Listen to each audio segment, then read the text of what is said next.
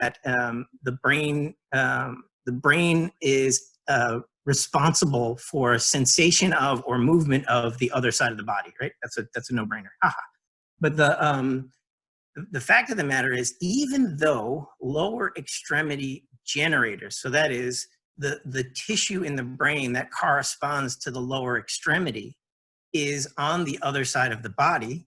I don't know if you can see my cursor. It would be down in the medial bank, interhemispherically between the two hemispheres.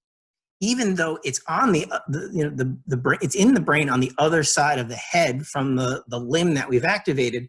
The way those tissues are oriented, the way those cells are oriented, and therefore the generator that corresponds to the waveforms that we're capturing, you see it better on the same side of the head as the limb that you activated, which is the paradox. So normally what you wind up doing when you're interested in capturing information about the lower extremity SSEP is you focus on an electrode that's in the scalp on the same side of the head as the limb that you're activating. Excellent question. Thank you, by the way, for bringing that up. Again, anyone can ask questions as we go along. I'm just going to start this.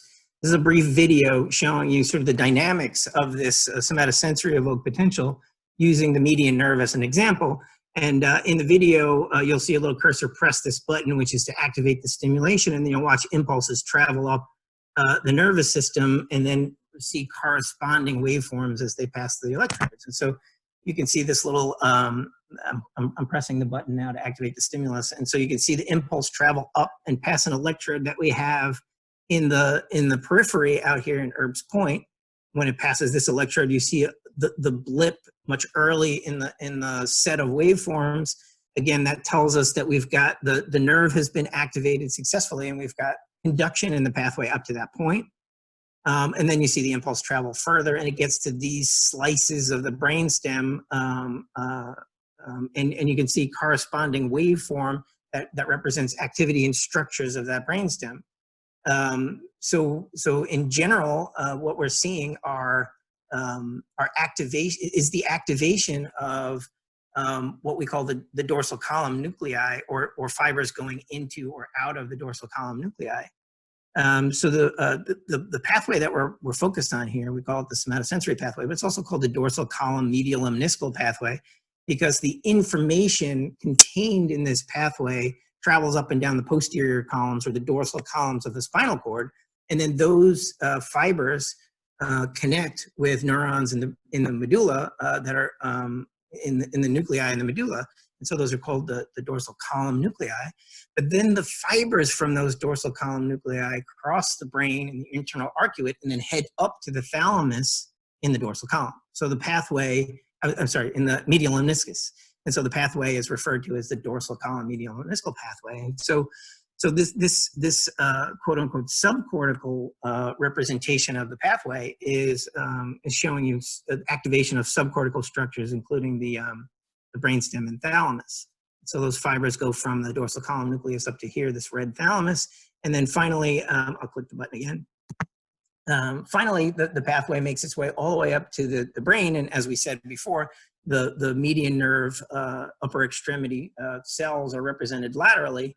And then as that impulse arrives at the brain, you see a blip again later on in the sequence of waveforms that we see for upper extremity SSEPs.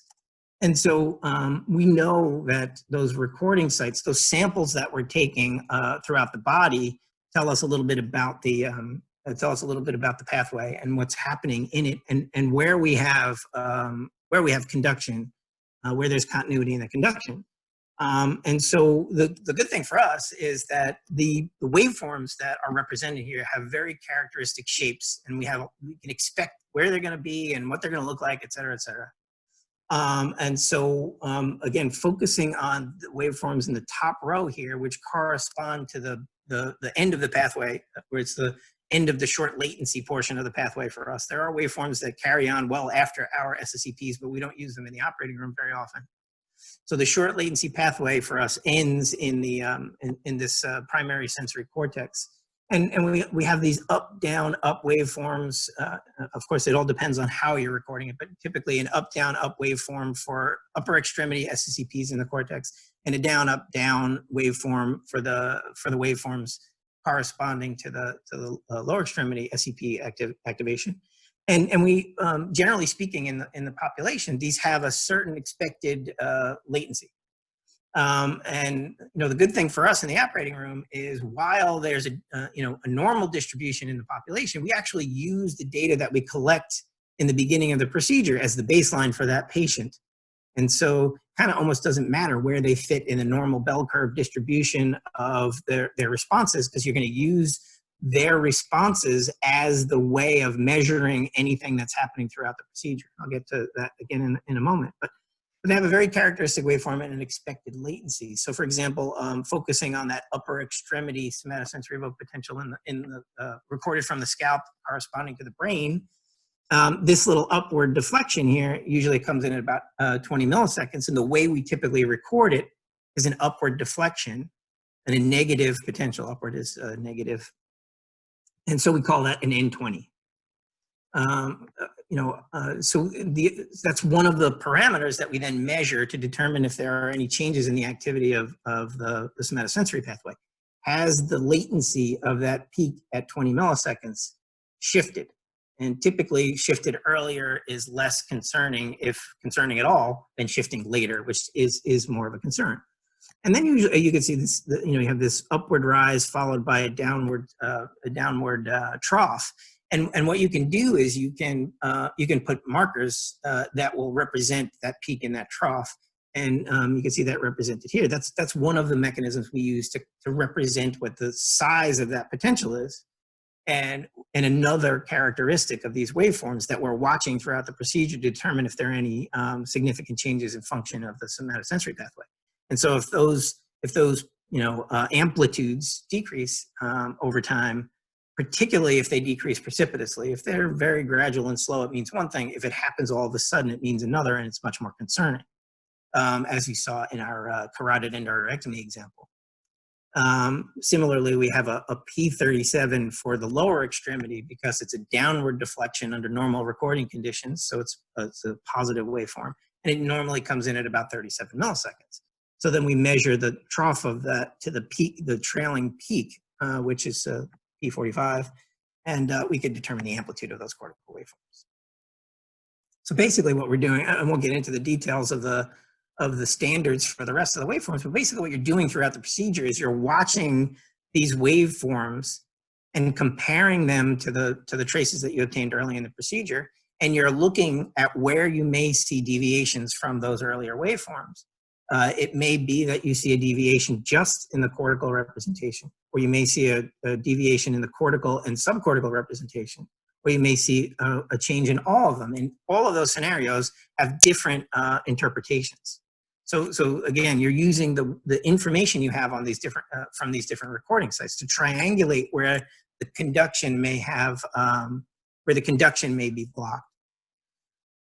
This is what I was just going over in text format, basically addressing the latency and amplitudes of the different obligate peaks, as we call them. And then just roughly speaking, the cortical waveforms that we're looking at are believed to be activation of the thalamocortical fibers from the thalamus to the cortex, the synaptic activation, bulk activation of many thousands, tens of thousands of neurons simultaneously. And then those subcortical waveforms are representative of activity in the brainstem and thalamus.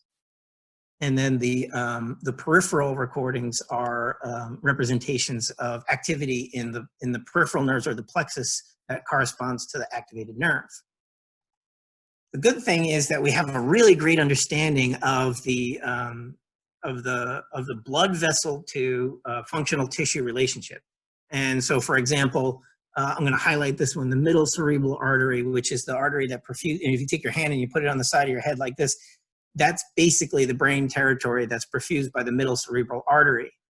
And you probably think back to what I was saying earlier. That's the territory that's dominated by the upper extremity and face. And so that's why we focus in an internal carotid procedure That's why we focus on the upper extremity SSEPs, because that's the carotid comes straight up and then branches after it makes its way into the cranium, branches into these major arteries, MCA and ACA.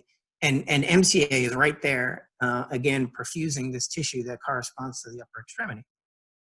And then, fortunately, we have this great understanding of the different major arteries that are supporting the tissue that corresponds to the somatosensory pathway. And so you can review that at your leisure. But it's a really important thing for the work that we do in the operating room to have these relationships. The person performing the monitoring needs to be well trained in these relationships, so that they could help the surgeon understand if there's some relationship between what they're seeing and a direct potential insult to a blood vessel. Excuse me. And then just to sort of bring it to practicality. So we have some really well-defined and historical warning criteria for changes in somatosensory evoked potential. So really what we're looking for, particularly in those cortical waveforms, is a decrease in the amplitude, and we start to get more worried about what's happening to the patient and their nervous system if the amplitude decreases more than 50%.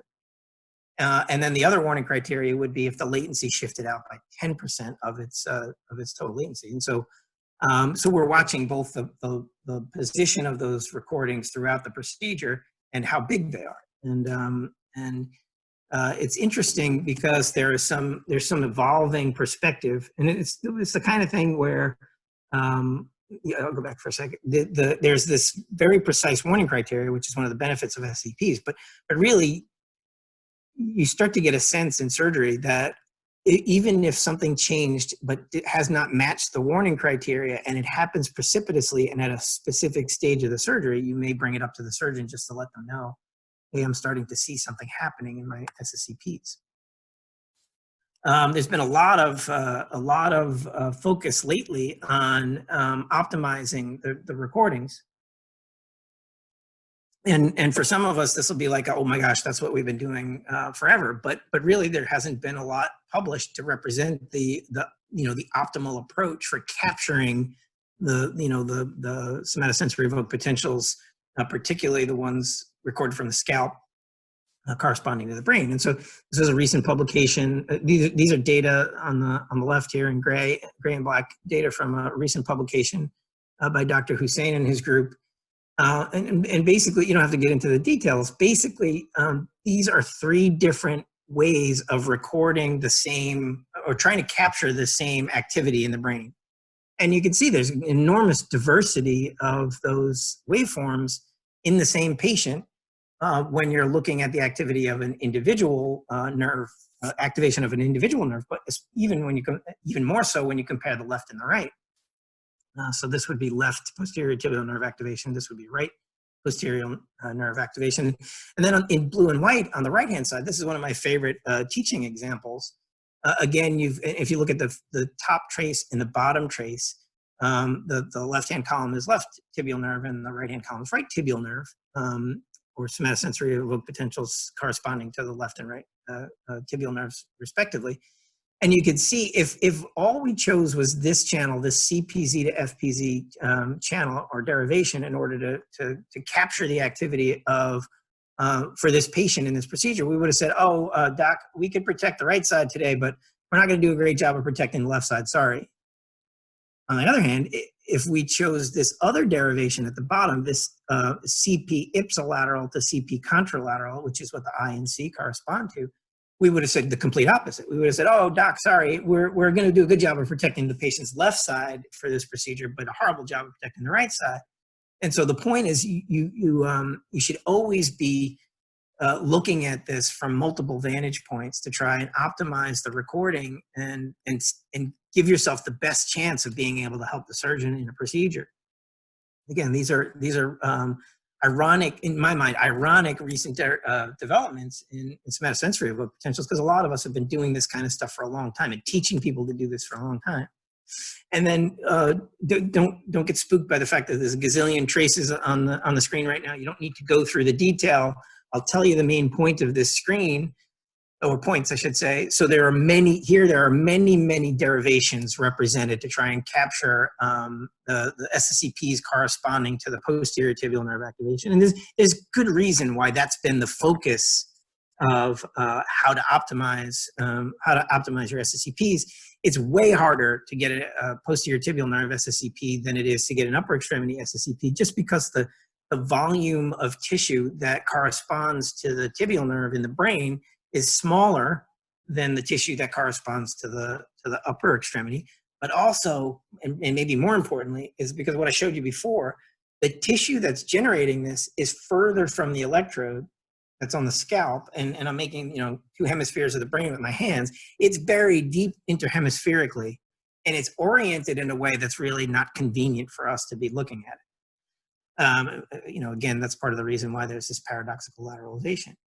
Bottom line with this slide is there are derivations, uncommon as they are, that give you a better signal-to-noise ratio. And as electroneurodiagnostic people, we know our whole world revolves around signal-to-noise ratio. And so if you could take a derivation that increases your signal-to-noise ratio, even if it makes the signal smaller, you can capture that information much more quickly, much more reliably throughout a procedure than if you have a poorer signal-to-noise ratio. And that's basically what this is showing in a lot of sweeps, a lot of traces, is that there are many derivations that are far superior to the ones that we use commonly in the operating room and have historically for the longest time, that would give us this superior signal-to-noise ratio. And we really need to start considering employing those in our standard montages for capturing SSCPs in the operating room. Here's a great example of that. So I like this slide too much to not spend a little bit of time on it. And so basically what we're doing here, these are what the authors of this paper determined were the optimal, from a signal-to-noise ratio perspective, optimal recording sites. And so let's just focus on this one. This is a CPZ electrode referred, CPC, sorry, my eyes are bad, CPC to CPZ electrode. So an electrode contralateral to the stimulated limb, again, backwards from what we said. I just told you all about this paradoxical lateralization stuff, and so this is the opposite thinking, to an electrode smack dab in the middle of the scalp there, quite almost smack dab in the middle of the scalp. And then comparing waveforms generated there with waveforms that are captured using our standard traditional recording derivations. You could skip this first column for the time being. And what this number means on the side is this is the number of trials. So one of the things about SSCPs is the signals are small, and it's often, we're often trying to capture them in a very noisy environment. And so you have to stim and record a bunch of times and average those waveforms together in order to get a nice clean trace. And so this N over here is the number of trials contributing to the average over time. And then what they've done is overlaid consecutive trials for, I think, 5 or 10 trials, or five or 10 averages. And so basically, when you're in the 50s, when you're stimulating 50 times and then averaging that waveform, the CPC to CPZ waveforms, they're very repetitive. Each time you do a trial, you get the same kind of information. Whereas with a lot of the other types of recording derivations, it's all over the place. And it may be even insufficient to pull the signal from the noise. And then as you get, you have to almost get to 1,000 trials in an average before you can, across all of the recording derivations, get a nice repetitive, clean trace. And so one of the most important points about intraoperative monitoring is the frequency of the delivery of your test is directly related to the value that it brings to that surgery. So the more often you can capture information about the SCP pathway and its function, the more often you can report that to the surgeon, and the better off everyone is. If you're stimulating a few times a second and you have to wait for 1,000 trials, that's many thousands of seconds, so many minutes in between each collected average. And something could have gone wrong in the interim that you don't know about, and have a difficult time going back in time to try to figure out how to undo. We know SCCPs are great. There's a lot of things about SCPs that are really advantageous. So you can run them throughout the procedure. There are very few, excuse me, there are very few contraindications. They give you, as long as you're using the right nerve for the procedure that you're interested in, for the tissue that you're interested in protecting, it gives you feedback about the entire pathway in question. It can tell you things about the spinal cord, the brainstem, brain function, thalamic function, et cetera. As I said, there are established warning criteria, and it tends to be a very specific test. It's also sensitive to physiologic parameters such as blood flow, oxygenation, et cetera, temperature, et cetera. That's a pro and a con. So actually some of that is problematic. And so they are actually very sensitive to hemodynamic variables. And so you might have variation in your SCCPs throughout a procedure that aren't corresponding to iatrogenic or surgical specific manipulations, or things that are necessarily indicators of impending damage to the nervous system. As I mentioned, it requires averaging, so sometimes it takes you a while to capture the right kind of information that you need. We would love for SCCPs to tell you everything you needed to know about all the important primary functions of the spinal cord and brain, so both sensory and motor, for example. And they may imply what's happening in the motor pathway, but obviously not tell you directly what's happening in the motor pathway. And they're not very good for nerve roots. They're good for, again, spinal cord, brainstem, brain itself, thalamus even, but not really a good tool for nerve roots. There are a lot of ways that you can incorporate SCCPs, and a lot of it has to do with how you incorporate that SCCP. Sort of the traditional, as I mentioned, the traditional approach of stimulating an individual nerve in the wrist and stimulating an individual nerve at the ankle is appropriate for many surgeries that we are lucky to be asked to participate in, but not all. And so you have to have this, this understanding of what value you bring. That's what we do as intraoperative neurophysiologists. You want to provide value to the surgeon. You want to have good data, and you want to have data that tell them something about the tissue that's most at risk. Anyway, if you scan down this list, you can see that there are a lot of applications of SCCPs, and we take advantage of them on a regular basis.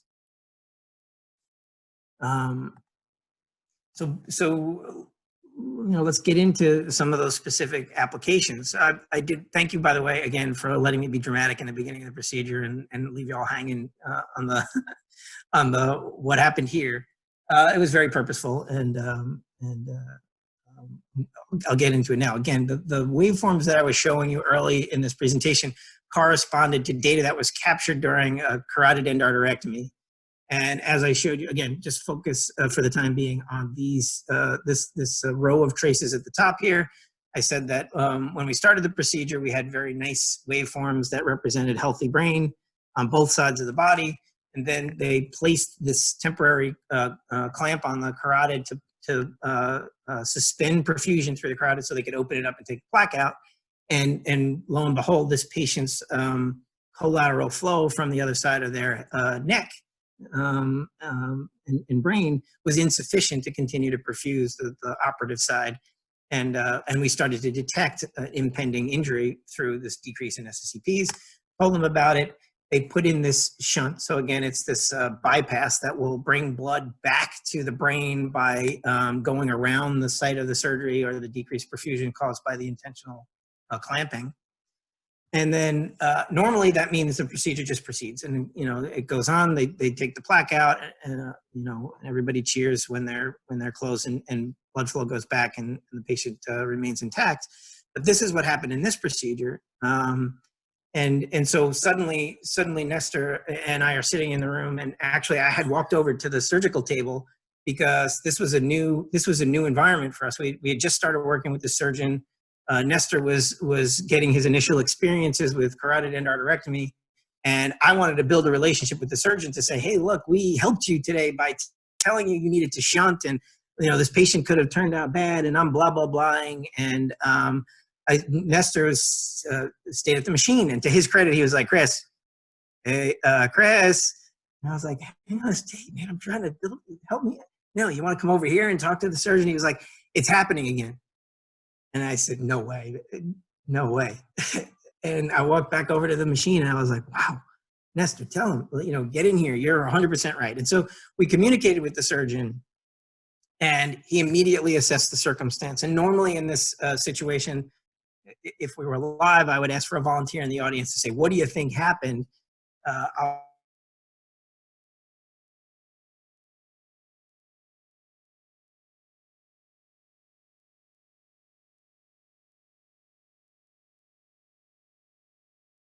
in this virtual webinar, but place malfunctioned and collapsed. And so the bypass, the perfusion they were supplying to go around the site of the surgery had failed, and the brain was underperfused yet again. And this is 1 in a million. It was a fantastic experience. I'm eternally indebted to Nestor for have stayed at the machine and jumping in to comment on the fact that this was happening again, because I would have missed it because I was too busy talking to the surgeon. I wouldn't have missed it entirely. It just would have been a big delay between when it happened and when I would have reported it. So thank you very much, Nestor. The patient turned out to be just fine because we commented on the shunt, and the surgeon put in a second shunt around the first one. But it was an incredible learning experience for everybody, including the surgical team, because despite the fact that the surgeon had on his preference card, I want 2 shunts available on the tray every case for this exact reason, I only had 1. And so we were really fortunate this patient turned out okay in the end, because they actually had to scramble and run out and find a new shunt and bring it into the room, et cetera, et cetera. And we knew this was all really specific to the brain perfusion, because while you can see these sort of flat lines here, that's corresponding to the data that we showed you in the flattened out, but these are the cortical waveforms that flattened out. Cortical, very specific, whereas those that correspond to the subcortical structures remained intact. And so we knew this was a cortical event.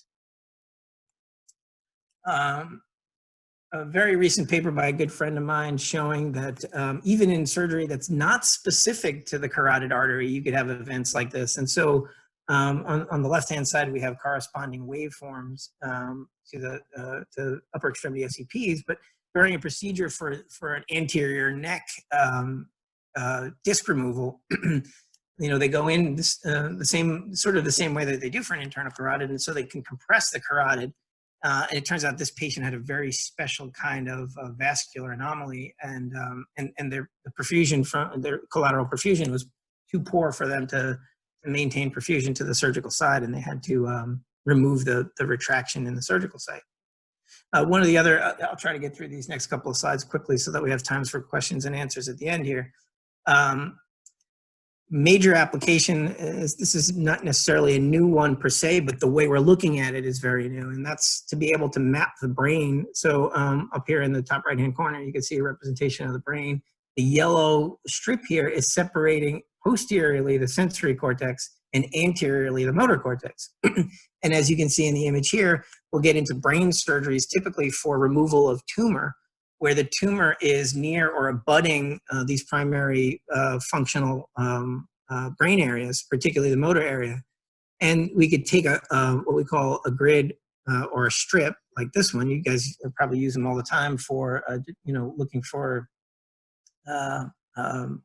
seizure activity and seizure spikes, but we use them very specifically for mapping small regions of the brain intraoperatively. And so you could lay this grid over the brain, and you could capture information directly from the brain about this somatosensory evoked potential. And fortunately for us, it turns out that waveform on the other side of the central sulcus. So those waveforms over motor cortex are opposite polarity, so back upside down from the waveforms that you get when you're over the sensory cortex.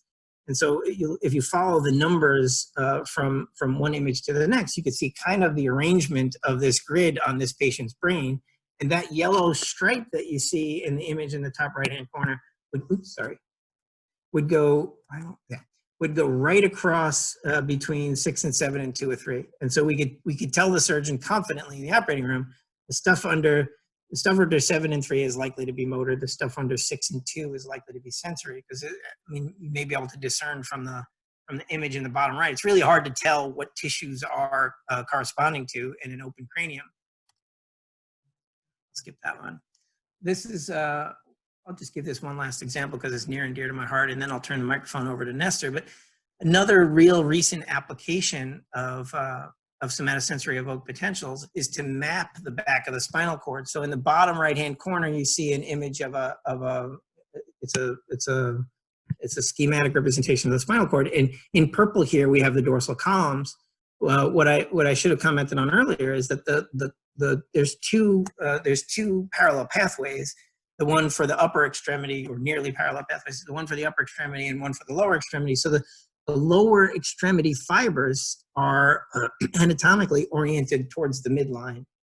And so this purple section would correspond to the lower extremity on one side of the body, and then be abutting the lower extremity on the other side of the body right here, separated by a median fissure. And so through a lot of trial and error in a bunch of different publications, these authors out in Massachusetts came up with this great method where hopefully you can see this is a stimulator. It's a stimulator with two tips like this, so the current is passing between the two tips. So it's very specific, hopefully. And they're marching across the spinal cord, and they're stimulating the spinal cord in a similar fashion that you would to generate SSEPs if you were recording, stimulating at the wrists and ankles and recording in the brain. And one of the really cool facts about recording that paradoxically lateralized SSEP from the lower extremity is that if you use a derivation that looks from one side of the brain to the other, so it would be CP3 to CP4, the waveform of the right tibial nerve is upside down from the waveform of the left tibial nerve.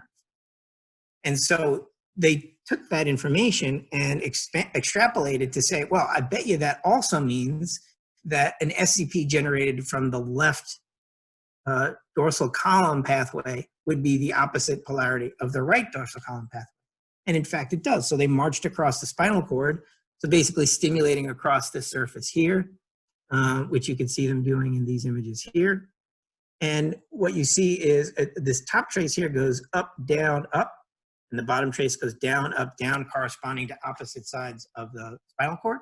And then fortuitously, they determined that if you're right in the midline, it kind of flattens out because you're hopefully simultaneously activating both pathways, which cancel, or you're activating in that fissure that separates the two sides, and most of the current dissipates within that fissure. That's the critical part, because that's what we want to know, is where is that fissure, so that the surgeon knows in a spinal cord tumor surgery in particular, where can I go to get inside the spinal cord? Anyway, I'm going to jump to the thank you slide now, so I give Nestor enough time to talk about developments in motor evoked potentials, and then we'll field some questions. Thank you, Chris. We're getting a lot of positive feedback from the group chat that everyone loves your slides. So thank you very much for that presentation. Anybody have any questions that been kind of monitoring the chat box, but anybody want to ask anything to Chris now before we move on to Nestor? Or we can wait till both have presented and ask at the end. But feel free to jump in, unmute yourself, show your video if you'd like. Okay, don't hear anybody. I don't see anyone